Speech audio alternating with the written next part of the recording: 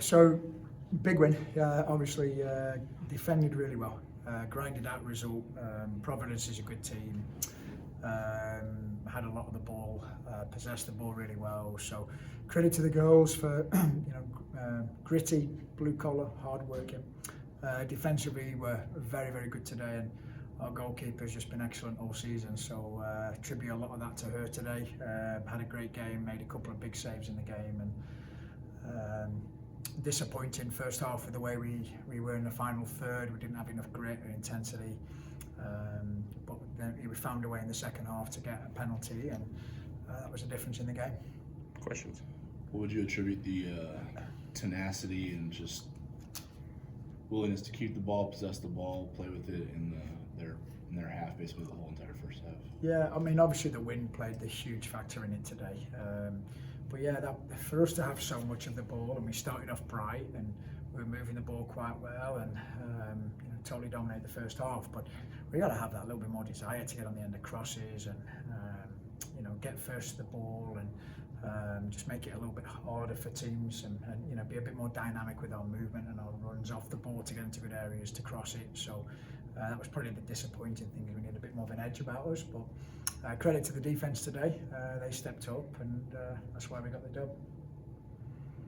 For people who don't know a ton about how the win might have affected the game, how did it affect? Yeah, huge. I mean, it's like I've coached on both the men's and the women's side, and I don't think it's quite as big of a factor on the men's side because of the power that they've got of kicking a ball and their ability to smash a ball forward. But just the leg strength is different, so it makes the game a lot more difficult on the women's side against the wind, and it was really bad. I mean, it's been nice all week, and then today was tough. And you kind of said to them at half time last week against UConn. We scored against the wind last week, and we were 1-0 up at half time. So we said to them at half time, we reminded them we're capable of doing it, but we're going to have to defend really, really well, and that's where we did well today. So you put Anya in the second half. That's it's kind of a bold move because you can't really play with your forwards, and then you're kind of stuck with that. What was the mindset in terms of what you thought? We just weren't holding the ball up well enough, and in the first half, we turned it over way too many times, and then the second half against the wind, one of the two forwards had to hold the ball up for us. And again, the first 10-15 second half, we didn't hold the ball up well enough, and it just continued to put us under pressure. So we thought, we'll give Anya a chance and see if she can do a bit better. Slightly different because she's got a good technique with the back to ball. She's strong. So we thought we'd give it a go, and played off fortunately for us today. Yeah, I was going to say, almost immediately her, Stella, and Laura had a nice combination that almost led to one. Obviously, she draws the PK and finishes it. What did you see that she did with the opportunity? Yeah, she's a clever player. She's very good in tight spaces. She's got a very good first touch, so good technique, and she's better with the fitness level this year as well. So, but I still feel like in moments she's still going to hold the ball better for us. But she did a job in a key moment, and she's got that ability in tight spaces to change a game, and that's what she's done for us today. So, how are you going to push your team to balance their defensive strength with their offensive strength? Yeah, I don't know. That's something we've got to go back to the drawing board again, because like last week we scored 2 goals, and then we gave one away.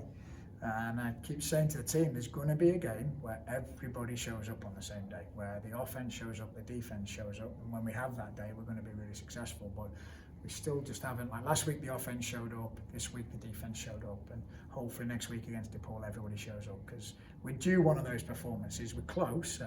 We had a good performance against UConn, but it's just got to keep working at training. We'll probably go back and watch film, and it's nice that we have a mid-term break this week, so we've got no classes, so we can dive into maybe a little bit of film and managing the game and pointing out some areas where we can improve, and hopefully that'll get us ready for next Sunday.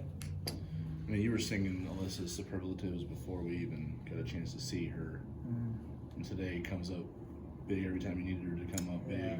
Even when opportunities or Providence wasn't getting many of them, she was still coming up with saves that might have changed the match. Yeah, she's so athletic, she's so dynamic, she's a great shot stopper, she's good with her feet. I mean, she's got good size, good frame. The kid's got every opportunity to go play at the next level, so hopefully she continues to have the consistency that she's had, which has been a big thing, and hopefully she'll continue that the last 4 games. Anything else? Yeah. So you mentioned that you coached men's too. Yep. How are you bringing like the men's mentality to the women's game? It was a long time ago, and I think as a coach, a lot of times you're coaching soccer players, and to be fair, there's so many more positives to coaching women. They don't roll around anywhere near as much as the guys do, and they buy in and they work hard, and so I really enjoy the women's side of it. I think with the men, it's just sometimes the technique is a bit more crisper, but I love the women's game, so enjoying it. End of the second half. I mean, Providence is desperate. You know, it's getting a little chippy, but you guys still seem to control the ball pretty well in that stage of the game, even though that's typically when everyone kind of sits back and absorbs pressure. What did you think of the sequences you guys were able to create when you're trying to hold them off? Yeah, I just think the desire from us as a defensive unit was really, really good today. So they didn't want to give anything away. So they kind of dig. When you score a goal, it gives the defenders something to dig their claws into. If it's 0-0, maybe we don't hang on, I don't know. But when you've got that 1-0 lead, it gives you that hope and that ability to dig into something. But then, you know, there were moments where we played some good stuff. We've got a good team, and I just hope they're starting to believe now. Like, we continue to say we've got a good team. I can only tell them so many times how good they are. They've got to believe that themselves. But I think hopefully these last two games have kind of, maybe we've just gotten over that hump now, and now that belief is starting to come. Because once they get that belief, that's going to go a long way for the rest of the season. How big is 9 points with 4 to go? Without, I know you wouldn't shy away from Georgetown Xavier, but having them in the rearview mirror, you're set up well for a strong finish. We're set up great. It's one game at a time. We've got DePaul coming up next. DePaul's just beat Georgetown today, so you cannot take anybody lightly in this conference. And we've had some good wins, and then we've had a couple of poor losses. So every game we prepare. Every game it's all about preparation. Trust the process, and just being present this week at training and focus on what we've got to do. And the players know their roles inside out, and we just go again. We watch film on DePaul, and we'll be ready to go with a game plan for next week. I mean, you guys kind of knew there was some ramifications here. Battle for third place at the churn. What was the mindset coming out? It just seemed like you guys were really aggressive, really locked in. I think there's no better opportunity than today, like fighting with the team we were tied with in the standings, and like we were all super thrilled to like have this opportunity to compete and really like bring a big win out of today. How do you balance that with still like staying focused though? Because you can be aggressive, but you can also lose that mentality to stay focused. I think it's all about like me personally. I get into like a flow state, so it's like staying like stimulated the whole time, not like walking out like the whole first half I barely touched the ball. And it's like at halftime, like resetting, knowing that the second half with the win against us, like I need to be at my best for this game to like get a result for us. Tough saves there in the second half. They had some cleaner shots, obviously, than they were able to generate in the first. What did you see on a couple of those that you were just able to get just enough of your mid on it? I think my defenders, for the most part, did a really good job of making it obvious for me. So even like some shots that they missed, like I was there. I knew like they were blocking off a good part of the goal for me, and like it was a like team effort to get me to make those saves. Speaking of team effort, you got a little hip check there at the end, and Jay didn't seem to like that. It's nice to know they have my back. Yeah. What do you think of? I don't know. It's late in the match, but I mean, what did you appreciate about her tenacity, sticking up for you? Even though it wasn't the hardest hit. I love it because I don't want to argue. I don't want to get a card. Gotcha. So it's good to know that she's there, has my back, and that no matter what, like they're protecting me.